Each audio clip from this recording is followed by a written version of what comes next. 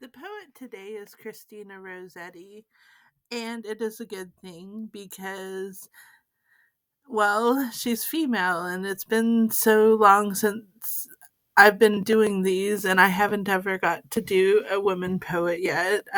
She was the sister of the poet and pre-Raphaelite painter Dante Gabriel Rossetti. And except for two brief trips abroad, she lived with her mother, who educated her all her life. She was a committed high Anglican. Um, and one of her books, Goblin Market, was recommended by my father so for me to read, and I've never got to read it, but I have read some of her poems, and so I am glad to open up to where the poems are in my book. And I'm going to read Remember, start with Remember. Remember me when I am gone away, gone far away into the silent land, when you can no more hold me by the hand, nor I turn to let go, yet turning stay. Remember me when no more, day by day. You tell me of our future that you planned. Only remember me, you understand. It will be late to counsel then or pray. Yet if you should forget me for a while, and afterwards remember, do not grieve. For if darkness and corruption leave a vestige of the thoughts that I once had, better by far you should forget and smile than that you should remember and be sad. Huh. Better by far that you should forget and smile than that you should remember and be sad. So that's interesting. It's like an homage to forgetfulness. But here's in an artist's studio. Maybe this is about her brother. In an artist's studio, one face looks out from all his canvases. One self-same figure sits or walks or leans. We found her hidden just behind those screens.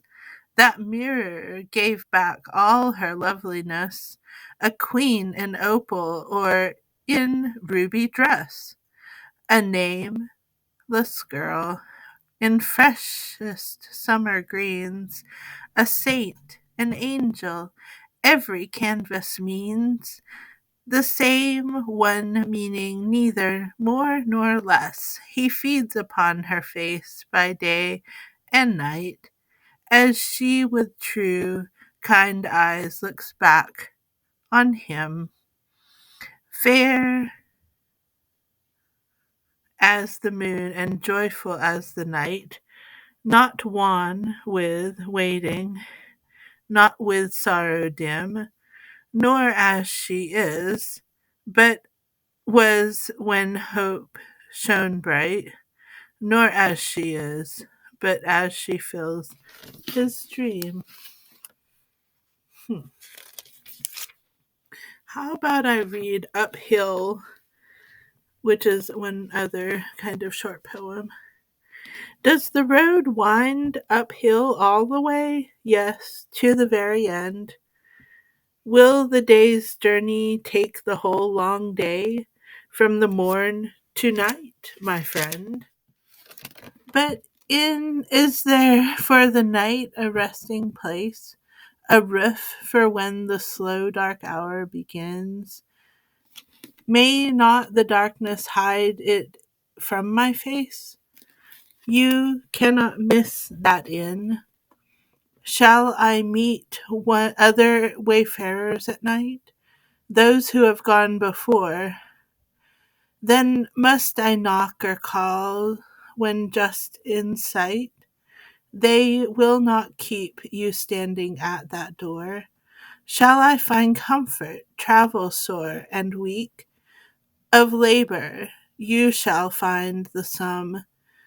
Will there be beds for me and all who seek? Yea, beds for all who come. I really liked that like depiction of the inn and how the travelers find it and how it gives them comfort and everything.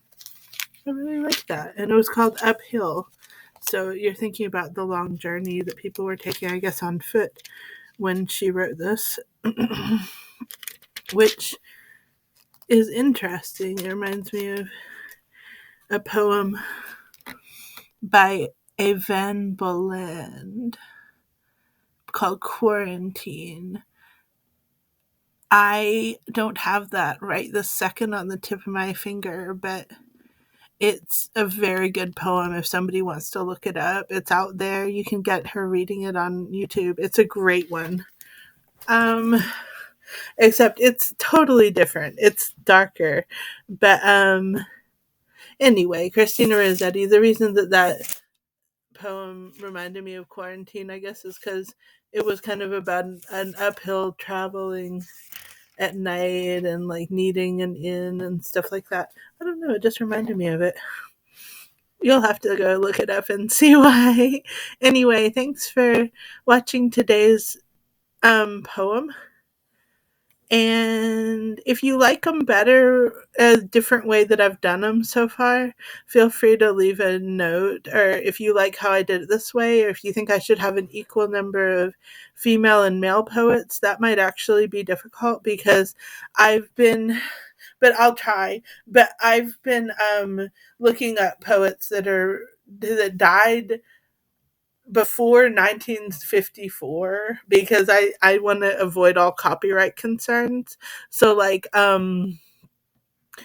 all these poets that I've done so far have died before 1954, which kind of is like I looked up different copyright dates that are kind of free after after which, but like so I'm interested in what people think about all that because I'd love to read a bunch of the newer poets and maybe there's some way I can do it without worrying about it, but I didn't want to violate people's copyright issues.